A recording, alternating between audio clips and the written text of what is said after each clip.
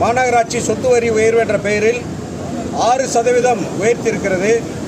சென்ற ஆண்டும் இதே போன்று 6% சொத்து உயர்வு உயர்த்தினார்கள். அப்பொழுதும் இந்திய கம்யூனிஸ்ட் கட்சியின் சார்பில் நாங்கள் தொடர்ந்து அங்கே வெளிநடப்பு உள்ளிட்ட எதிர்ப்புகளை பதிவு செய்தோம். இன்றைக்கும் இந்த சொத்து வரி உயர்வை உயர்த்தியிருக்கிறார்கள்.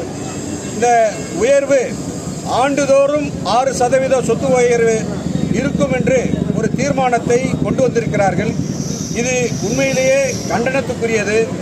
தமிழ்நாடு அரசு இன்றைக்கு இந்தியாவிற்கே வழிகாட்டக்கூடிய வகையில் பல்வேறு திட்டங்களை இன்றைக்கு நாம் செய்து பல சாதனைகளை இந்திய கம்யூனிஸ்ட் கட்சியின் ஆதரவோடு நடக்கக்கூடிய இந்த அரசு இன்றைக்கு செயல்பட்டு கொண்டிருக்கிறது.